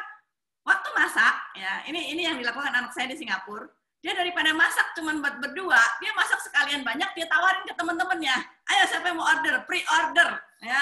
Dia hanya untuk masak Sabtu dan Minggu, tapi dibanyakin. Itu dia bisa dapat penghasilan lumayan. Di masa pandemi ini malah income-nya naik ya. Dia bisa makannya gratis, dapat tambahan juga income. Atau kalau nggak bisa masak, nggak bisa apa-apa, jadi reseller, ya, jualin produknya orang. Ya, sini tak bantu, tak jualin, saya punya teman, saya tawar-tawarin, itu juga bisa dapat komisi. Mungkin itu ya. Jadi ada 2, satu kurangi cost, yang kedua coba cari penghasilan tambahan. Oke. Ya. Baik. Wah, terima kasih, ini kita pencerahan yang luar biasa dari Ibu. Nah, ada yang ingin raise hand? Ada yang bertanya? Masih ada sedikit lagi waktu, 4 menit lagi lah kira-kira. Baik, kalau tidak ini satu lagi di pertanyaan dari chat room ini kepada Pak Jarod, dan ini lebih teknis ini. Dari Bu Ruth ya, keluarga kami hanya suami yang berpenghasilan. Anak pertama 7 tahun dan kedua 5 tahun sekolah di nasional. Biaya sekolah mahal karena kita ingin anak-anak mendapatkan pendidikan terbaik. Sampai-sampai kita hidup sederhana, asal cukup makan saja. ternyata dalam 2 tahun terakhir kita dianugerahkan 2 anak lagi, masih usia 2 tahun dan 3 bulan. Bagaimana mengatur dana pendidikan untuk anak supaya bisa mendapatkan pendidikan yang terbaik? Nih, satu pertanyaan mungkin ke Pak Jarod dulu, ini bisa memberikan pencerahan, Pak. Iya, kalau firman Tuhan sih bilang anak itu ada berkatnya masing-masing sih. Jadi pertama jangan khawatir deh. Kalau Tuhan kasih anak, pasti Tuhan kasih berkatnya. Ya, tinggal sekarang bagaimana mengatur yang sekarang income yang Tuhan percayakan gitu. Ya, kalau memang pemasukannya, penerimaannya nggak mencukupi untuk menyekolahkan 3 anak, yang kakaknya tolong di downgrade deh, jangan sekolah yang mahal gitu, mungkin masuk sekolah negeri, tapi negeri juga yang bagus ada gitu ya. Carilah, negeri kan murah ya, bahkan ada yang gratis. Atau ke sekolah swasta yang nggak yang bukan yang nasional plus, yang nasional aja. Supaya adik-adiknya bisa ikut sekolah. Jangan jomplang banget kakaknya di international school, nanti adiknya nggak bisa sekolah. Kasian ya, mungkin itu yang bisa disiasati sementara ini. Gitu. Ya, memang berat kalau misalnya kakak sama adik beda sekolah ya, satunya swasta, satunya negeri. Nanti yang di sekolah negeri ini mulai cari data nih, bisa bisik nih, jangan-jangan gue anak tiri gitu ya. Dia mulai bandingin fotonya sama kakaknya, kenapa gue agak hitam dikit ya. Jadi memang itu bisa menimbulkan problem. Tapi kalau memang keadaan betul-betul sulit, mungkin malah 3-3-nya masuk sekolah negeri semua gitu. Kalau saya ini kebetulan produk sekolah negeri ya, saya ini kan orang kampung, orang miskin, lalu merantau ke Jakarta. Nah, dulu begitu merantau ke Jakarta, saya punya anak juga sebenarnya nggak langsung diberkati ya. Usaha baru mulai. Waktu itu saya bilang sama anak saya. Jadi waktu anak saya paling besar nomor 1 ya, itu umur 5 tahun, saya nabung beli tiket ke Singapura. Hanya beli bisa tiketnya. Saya nginep di pastori gereja. Yang penting bisa foto di Singapura. Tujuannya saya untuk mengkompori anak, memotivasi. Nah, kalau kamu mau hebat, nanti sekolah ke luar negeri. Tapi papa nggak bisa bayari. Tapi ada caranya, sekolah gratis kalau kamu bisa dapat beasiswa. Jadi anak saya akhirnya mengejar beasiswa karena dia tahu itu satu-satunya cara untuk dia bisa sekolah di sekolah yang bagus. Karena dulu bukan ngarang cerita sih, memang kami di awal pernikahan kami belum diberkati gitu ya. Memang sebenarnya orang miskin itu ada untungnya sih. Jadi anak bisa semangat, wah kalau aku nggak beasiswa, aku nggak bisa sekolah yang bagus gitu ya. Nah kalau saya dulu emang lain lagi ceritanya. Waktu saya kecil dulu emang keluarga miskin dan kita di sekolah negeri, tapi dari kecil saya diajari kerja. Jadi saya SD itu jualan es lilin, bikin strom aki. Jadi saya udah diajari bikin kantong plastik dari kecil, udah diajari jualan untuk bisa sekolah gitu ya. Dan ternyata sebenarnya ya begitu besar ilmu-ilmu yang lain nggak dipakai, yang dipakai ilmu dagang. jadi ilmu sekolahnya nggak banyak dipakai, yang dipakai ya malah keberanian menjual, berani bicara, tidak malu menawarkan barang gitu ya. Saya renung-renungin lagi, kayaknya hidup saya itu yang paling kepake waktu disuruh jualan es lilin dah gitu. Nah, karena itu kalau soal sekolah bagi saya sih sebenarnya negeri swasta apa ya? Penentu keberhasilan anak dari sisi akademik kan cuma 20% gitu. Jadi kalau misalnya betul-betul nggak mampu daripada harus utang supaya anak bisa sekolah. Nah sekolah ini kan bertahun-tahun, lalu utangnya mau numpuk berapa lama gitu ya. Kita bilang sama adik atau kakak, udah dah, nanti kalau anakku udah lulus kuliah saya bayar gitu. Waduh, berapa ratus juta nanti gitu ya. Menurut saya mungkin kita nggak perlu sampai seperti itu gitu ya. Tapi kalau misalnya mereka bisa sepakat 3-3-nya negeri, atau kalau sepakat semuanya di sekolah nasional, ya memang ada konsekuensi ya, dari biaya itu kan ada konsekuensi. Kerja lebih keras, hidup lebih sederhana, atau kalau saya lebih menyarankan sebenarnya ada anak bekerja. Nah, kamu bisa sekolah di swasta seperti sekarang ini, tapi karena papa kena PHK, atau papa usahanya tutup, ya kalian harus ikut bantu papa bekerja.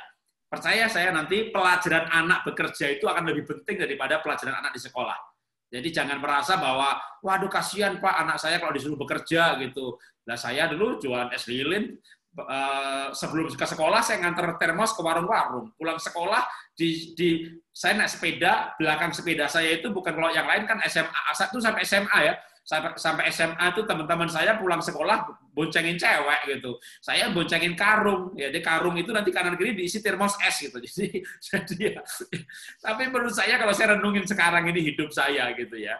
Kayaknya pelajaran-pelajaran seperti itu jauh lebih berguna tuh bagi saya gitu dalam membentuk karakter, kerajinan, kegigihan, keuletan. Sementara yang namanya sinus, kosinus gitu, waktu dagang nggak banyak dipakai tuh gitu ya.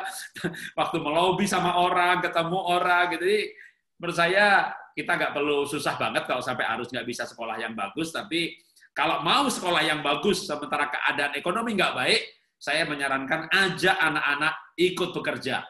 Ya, bahkan kalau dari kelas 1 SD pun, kalau saya dulu kelas 1 SD kerja gitu ya. Jadi ya saya menyarankan anak SD itu udah bisa kerja gitu. Kalau TK ya janganlah gitu ya.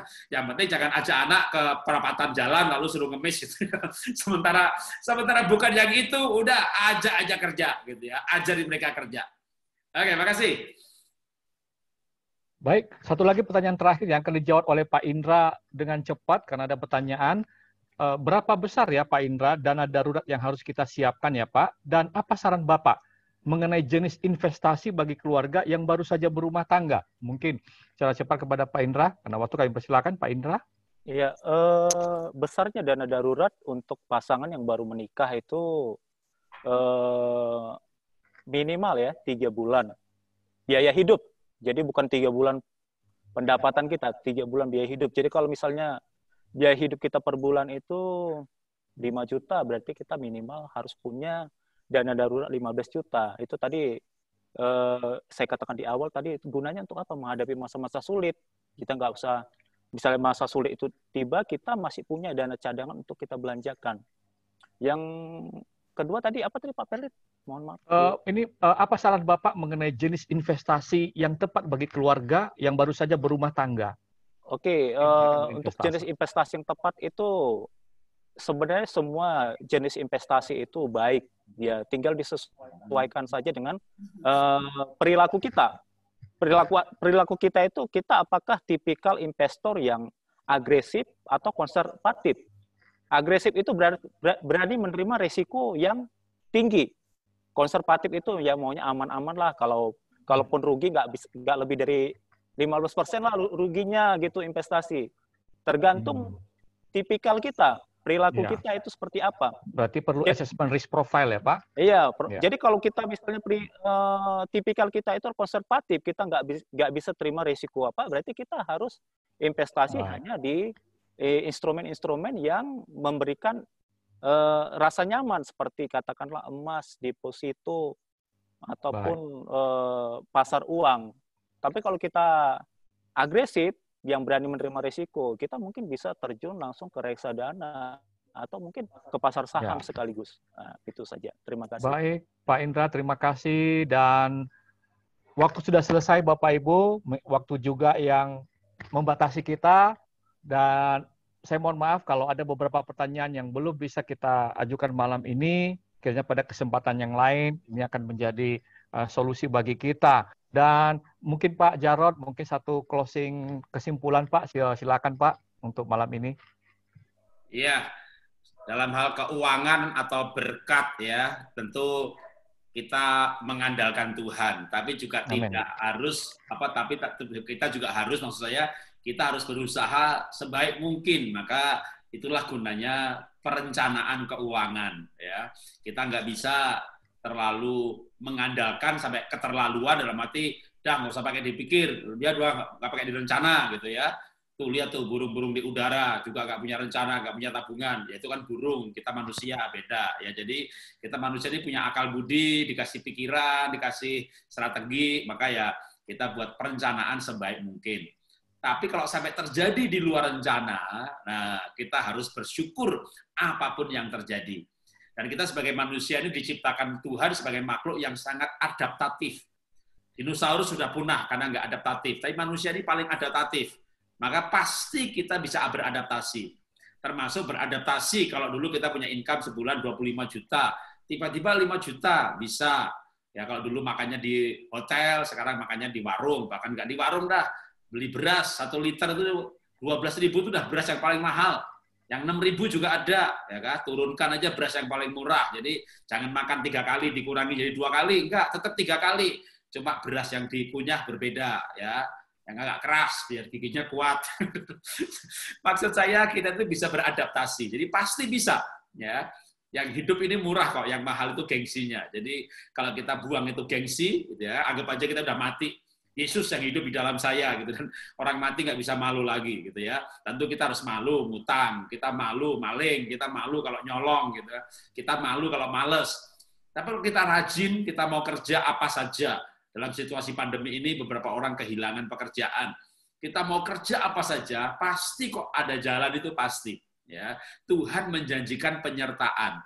Tentu mungkin tidak kaya raya, tapi Tuhan, kita berkata begini, cukupkanlah dengan apa yang ada padamu, maka aku sekali-kali tidak akan membiarkan engkau dan tidak meninggalkan engkau. Jadi Tuhan akan tidak meninggalkan, tidak membiarkan, tapi itu jika kita mencukupkan dengan yang ada. Maka bagian terpenting adalah mencukupkan yang ada. Nah, dalam hal inilah tadi pola anggaran yang diajarkan Pak Indra itu sebenarnya lebih kontekstual dengan ayat ini, gitu ya. Mencukupkan yang ada artinya pemasukannya dulu berapa. Maka tadi saya sudah kasih tahu juga ya, kalau gaya pedagang nih, gaya pengusaha, ya boleh pengeluarannya dulu, tapi toh nanti dievaluasi ya. Wah, ternyata kekuatan saya ini nggak seperti yang saya rencanakan. Atau ternyata wah banyak mujizat ini, pemasukan saya lebih banyak lagi. Nah, pengeluaran yang ditambah bukan yang di gaya hidup, tapi pengeluaran yang ditambah yang diinvestasi atau yang diproduksi. Jadi yang diputar lagi lebih banyak, yang diputar lagi lebih banyak. Jadi kalau saya mau sedikit bersaksi untuk menutup, saya dulu ketika punya usaha ekspor dan setiap bulan puluhan kontainer, saya punya duit sampai ratusan ribu dolar di tahun 98. Ketika ekspor saya hancur, memang usahanya hancur, tapi saya punya uang banyak banget. Lalu dolarnya naik dari 2.500 jadi 12.000 gitu ya. Nah, waktu saya dolarnya sedikit, waktu dolar saya ratusan ribu, baju saya mereknya sama, mobilnya saya nggak ganti mobil gitu ya. Jadi saya gaya hidup yang begini aja dari dulu sampai sekarang ya begini-begini aja gitu ya. Nah, maka kalau duit saya lebih, income saya lebih, itu yang bertambah itu aset saya gitu ya. Rumahnya nambah, kaplingnya nambah, punya sekolah sekarang, punya kolam renang sekarang gitu ya. Kalau model hidupnya begini-begini aja. Nah, mungkin itu yang saya berani saksikan dan ajarkan ya. Belajar hidup sederhana. Kalau sampai lebih lagi gitu, yang ditambahi apa? Berbuat baiknya. Saya bangun sekolah di Mentawai, bangun lagi 1, bangun lagi 2, bangun lagi 3. Mobil saya nggak tambah mewah gitu ya. Tapi perbuatan baik kita bertambah banyak. Nah, itu saya percaya itu gaya hidup yang Tuhan mau dari kita. Sehingga dari pola ekonominya saja itu kerohanian kita tuh bisa dilihat oleh Tuhan. Karena bagi saya ajarkan lagi bahwa ini bukan hanya soal keuangan atau suami istri nih. Ini hubungan kita dengan Tuhan. Sehingga pola ekonomi kita, pola pengeluaran kita pun itu berkenan kepada Tuhan. Tuhan memberkati. Terima kasih Pak Jarod. Mungkin Pak Indra closing singkat Pak untuk ini kesimpulan. Silakan Pak. Intinya di dalam pengelolaan keuangan apapun itu pekerjaan kita lakukan itu fokus kita itu terutama adalah Tuhan sendiri ya. Jadi di dalam Matius 6 ayat 33 itu carilah dahulu kerajaan Allah dan kebenarannya, maka semuanya akan ditambahkan kepadamu. Jadi kita bukan fokus kepada pekerjaannya, mencari uangnya, tapi kita fokus kepada pemberi berkatnya. Ya, karena di dalam Amsal 10 ayat 22 dikatakan, berkat Tuhanlah yang menjadikan kaya. Susah payah tidak akan menambahinya. Jadi intinya di dalam segala aktivitas kita, pekerjaan kita, fokuslah kepada Tuhan, fokuslah kepada pelayanannya, fokuslah kepada value-nya, bukan fokus kepada apa yang akan diberikan pekerjaan ini, uang apa yang akan kita dapatkan dari pekerjaan ini. Tapi ketika kita fokus kepada pelayanannya, fokus kepada value-nya, maka segala sesuatunya itu akan ditambahkan kepada kita. Ya, terima kasih. Terima kasih Pak Jarod dan Bu Esther dan Pak Indra. Bapak Ibu, kita akan mengakhiri webinar kita pada malam hari ini. Kita akan berdoa dan nanti sebelum berakhir, Bapak Ibu jangan leave dulu, kita foto bersama dan juga menyapa para narasumber kita pada malam hari ini. Bapak Ibu sekalian, mari kita bersatu di dalam doa. Bapa di surga, terima kasih Tuhan. Kami sungguh-sungguh merasakan kehadiran Tuhan dalam webinar kami malam hari ini. Terima kasih Bapak buat pencerahan, kebenaran firman Tuhan yang disampaikan oleh hamba-Mu, Pak Jarod, Bu Esther, dan Pak Indra, yang sungguh-sungguh memperlengkapi kami. Mampukan kami Tuhan untuk boleh mengelola berkat Tuhan yang Tuhan percayakan dalam kehidupan kami, dalam rumah tangga kami, sehingga rumah tangga kami menjadi rumah tangga yang diberkati, dan secara finansial juga sehat. Terima kasih Bapak, berkati hamba-Mu, Pak Jarod, Bu Esther, Pak Indra, kiranya kasih, penyertaan, anugerah Tuhan berlimpah-limpah senantiasa memberkati hamba-hamba-Mu. Berkat-Mu juga kiranya berkelimpahan atas setiap kami yang mengikuti webinar pada malam hari ini. Jadikan setiap kami pribadi-pribadi yang mengasihi Tuhan, rumah tangga yang harmonis, rohani, dan keuangan juga sehat. Terima kasih Bapak, sebelum kami berpisah-pisah, kami rindu Tuhan memberkati setiap kami. Mari Bapak Ibu, kita arahkan hati kita ke surga, terimalah berkat Tuhan. Bapak Ibu sekalian, bawalah anugerah damai sejahtera yang berlimpah-limpah dari Allah Bapa, cinta kasih yang sempurna dari Tuhan Yesus Kristus, serta persekutuan yang manis dengan Allah Roh Kudus, menyertai kita sekalian mulai saat ini, sampai Maranatha, bahkan sampai selama-lamanya. Yang percaya bersama dengan saya katakan, amin. Bapak Ibu silakan di-unmute